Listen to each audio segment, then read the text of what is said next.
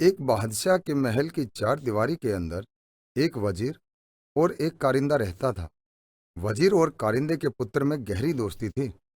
हम उम्र होने के कारण दोनों एक साथ पढ़ते और खेलते थे। वजीर के कहने पर कारिंदे का लड़का उसके सब काम कर देता था। बादशाह कारिंदे के पुत्र को बहुत प्रेम करता था। बादशाह के कोई संतान नहीं थे, इसलिए वे कारिंदे के पुत्र को अपने पुत्र के समान ही समझते थे। बादशाह ने उसे महल और दरबार में आने जाने की पूरी छूट दे रखी थी। कारिंदे के पुत्र के प्रति बादशाह का प्रेम देखकर वजीर को बहुत ईर्ष्या होती थी।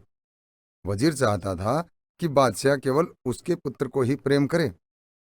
यदि बादशाह ने उसके पुत्र को गोद ले लिया तो बादशाह की मृत्यु के बाद उसका पुत्र ही राजगद्दी पर बैठेगा।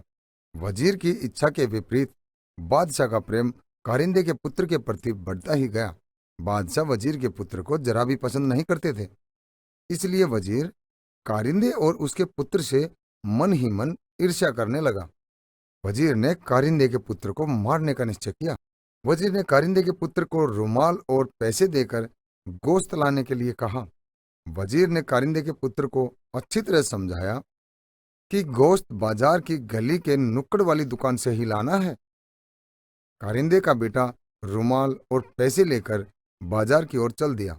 उसने देखा कि उसका मित्र वजीर का बेटा भी वहां पर खेल रहा है। वजीर के लड़के ने कारिंदे के पुत्र से कहा कि तुम मेरा दाव खेलो, मैं जाकर गोश्त ले आऊंगा। कारिंदे के पुत्र ने उसे पैसे और रुमाल देकर दुकान का पता बता दिया। इस प्रकार वजीर का पुत्र गोश्त लेने चला गया और कारिंदे का पुत्र दाव खेलने लगा। वजीर के पुत्र ने दुकानदार को पैसे और रुमाल देकर कहा कि इसमें गोश्त बांध दो। कसाई ने रुमाल में बने हुए निशान को पहचान लिया। इस रुमाल को वजीर ने कसाई को दिखाते हुए कहा था कि जो लड़का इस रुमाल को लेकर गोश्त लेने के लिए आए, तुम उसे मौत के घाट उतार देना। कारिंदे के पुत्र को मारने के लिए वजीर ने कसाई को पैसे भी दिए थे। कसाई ने अंदर भट्ठी जलाकर सारी तैयारी पहले ही कर ली थी। कसाई ने तुरंत उस लड़के को उठाकर जलती हुई भट्ठी में झोंक दिया। कारिंदे का पुत्र अपना दाव खेलकर अपने घर जा रहा था कि रास्ते में उसे वजीर मिल गया। कारिंदे के पुत्र ने पूछा, चाचा, भैया गोश्त ले आया? इतना सुनकर वजीर के पैरों नीचे से जमीन खिसक गई। तभी कारिंदे के पुत्र ने कहा, चाचा, भैया ने मुझसे रुमाल और पैसे ले लिए थे और कहा था कि तुम मेरा दाव खेल लो, मैं गोश्त लेकर घर चला जाऊंगा। मैंने भैया को दुकान का पता भी बता दिया था। वजीर की आंखों के आगे अंधेरा छा गया और उसके मुख से एक शब्द भी नहीं निकला। अपने पुत्र को याद करता हुआ वजीर अपने घर चला गया।